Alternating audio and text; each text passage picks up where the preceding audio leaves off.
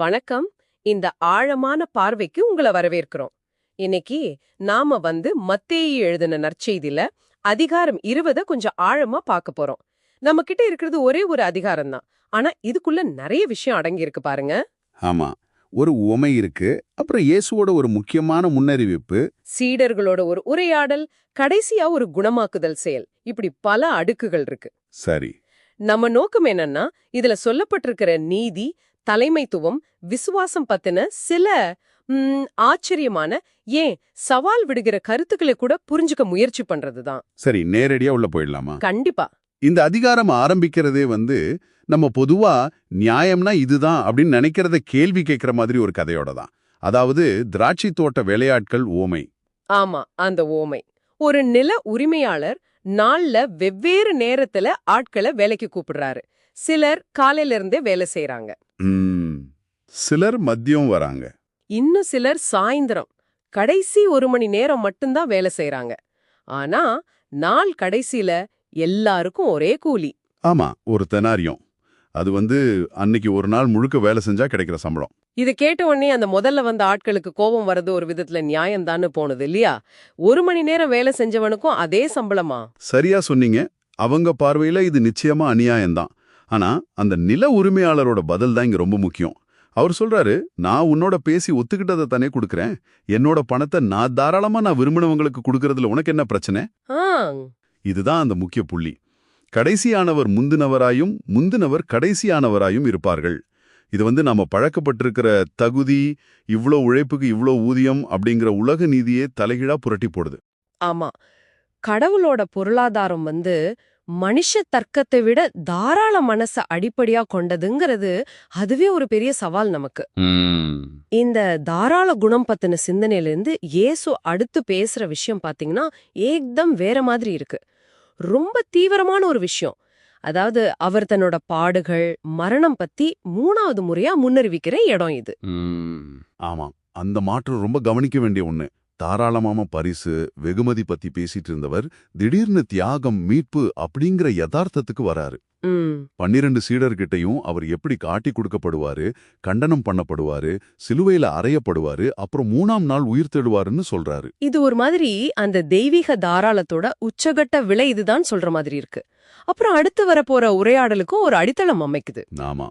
அடுத்து என்ன நடக்குதுன்னா, செபதேகியோவோட மகன்களான யாக்கோபு, யோவானோட அம்மா வராங்க. இயேசுவோட ராஜ்யத்துல தம் பசங்களுக்கு வலது பக்கத்திலயும் இடது பக்கத்திலயும் அதிகாரமான இடம் கேக்குறாங்க. இத கேட்ட உடனே மத்த சீடர்களுக்கு எரிச்சல் வருது பாருங்க. அங்கே அதிகார போட்டி ஆரம்பிச்சிடுச்சு. ஆமா, இயேசு இந்த சூழல தலைமைத்துவம் பத்தி ஒரு புரட்சிகரமான பாடத்தை கற்பிக்க பயன்படுத்துறாரு.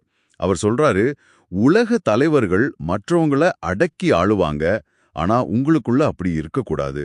ஆமா, உங்களில் பெரியவனாயிருக்க விரும்புகிறவன் உங்களுக்கு பணிவிடைக்காரனாய் இருக்க கடவன். அதேதான். இது எவ்வளவு பெரிய விஷயம். அதிகாரத்துல இல்ல, சேவையில தான் உண்மையான பெருமை இருக்குன்னு சொல்றாரு. அவரே அதுக்கு உதாரணமா இருக்காரு. சேவை செய்யறதுக்கும் தன் உயிரை மீட்பு பொருளா கொடுக்கறதுக்கும் தான் வந்தேன்னு சொல்றாரு இல்லையா? மிக சரியா சொன்னீங்க. வசனம் 28ல அதை தெளிவா சொல்றாரு.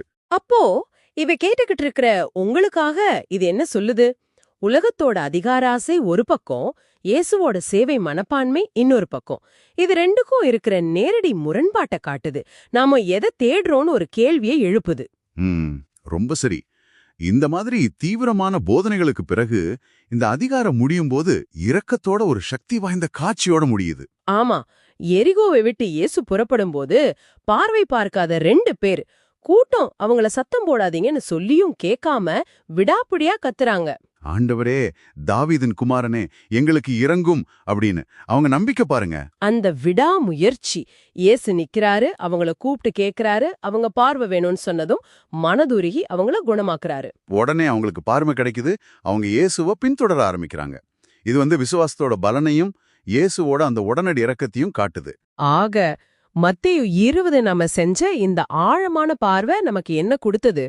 ஞானம் பத்தின நம்ம எதிர்பார்ப்புகளுக்கு சவால் விடுற ஒரு தாராள குணம். ஆமா, இயேசுவை பின்பற்றுறதுக்கு ஒரு வெலை இருக்குங்கிறதும், சேவையில தான் உண்மையான தலைமைத்துவம் இருக்குங்கிறதும். அப்புறம் அந்த விடாபிடியான விசுவாசத்தோட சக்தி. இதையெல்லாம் இந்த அதிகாரம் தெளிவா காட்டுச்சு. மனுஷங்களோட அளவுகோல்கள், அதாவது இவ்ளோ நேரத்துக்கு இவ்ளோ கூலி, யாருக்கு பெரிய பதவி அப்படிங்கிறதுக்கும் இயேசுவோட ராஜ்யத்தோட கொள்கைகள், அதாவது தாராள குணம், சேவை மூலியமா பெருமை, விசுவாசத்துக்கு கிடைக்கிற பதில், இதுக்கெல்லாம் இருக்கிற பெரிய வித்தியாசத்தை பார்த்தோம். தொடர்பே இல்லாத மாதிரி தோணின இந்த நிகழ்வுகள், அந்த உவமை, மரணத்தை பத்தின முன்னறிவிப்பு, அந்த அதிகார போட்டி, கடைசியா அந்த குணமாக்குதல், இது எல்லாமே சேர்ந்து கடவுளோட வழிகள் நாம எதிர்பார்க்காத மாதிரி இருக்கும், அவரோட ராஜ்யத்தோட தன்மை இப்படிதான் இருக்கும் அப்படிங்கிற ஒரு பெரிய சித்திரத்தை நமக்கு கொடுக்குது.